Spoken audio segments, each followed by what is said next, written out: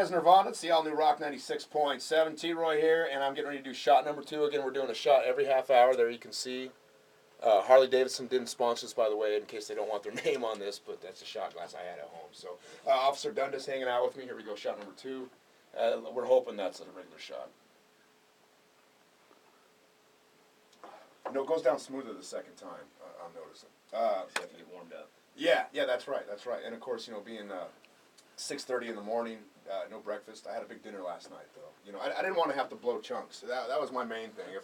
If something comes out, I want it to be wet. So let's talk about some alcohol-related arrests. You guys, that's a majority of your guys' arrests, correct? Yeah, correct. Just the Casper PD alone, within the last year, 58.5% of all of our arrests are somehow alcohol-related.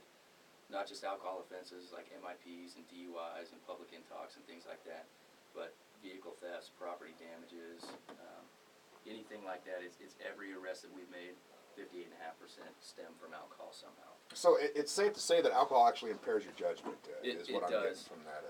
Drunk people make extremely poor choices. Anybody who's ever been around a drunk person when they're sober can see that. Right. And, Casper has a huge problem with that. And I think if people were just, would plan better and make better choices, then make our job a lot easier.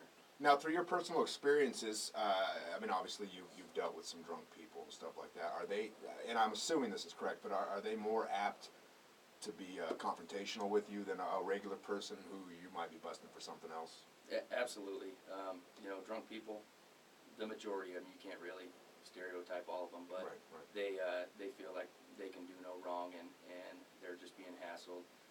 Truth be told, we just have a job, and when we get called on someone because they're causing a problem because they're too drunk, then we have to deal with it, and unfortunately, a lot of times they don't like that.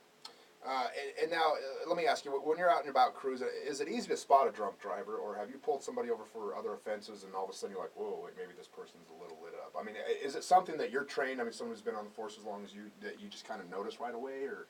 It is. You could definitely tell when someone's driving intoxicated, the things they do, whether it's swerving back and forth, speeding, just making extremely wide turns, things like that. Right. And I don't want you to give away too many secrets. I'm not trying to. This isn't any way, shape, or form to get people. Here's how you get out of a drunk driving thing. But just so people know, whether you think you're safe or not, or you think you're keeping it cool when you're on the road, the police know differently.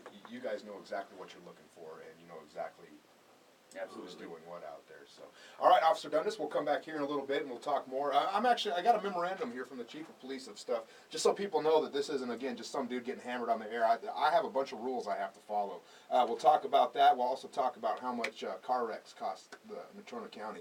And again, remember, if you're going to be out and about tonight, New Year's Eve, have a good time by all means. We're not saying go out and get sloshed, but if you are going to have a few beers, call Tipsy Taxi, get a ride, whatever you got to do. Do not hit the roads, especially with it being slick out there. It's even going to be worse, and we want to keep Officer Dundas as bored as possible tonight. So more Nonstop Rock up next. We'll come right back with some Lincoln Park and Stone Sour. It's the all-new Rock 96.7.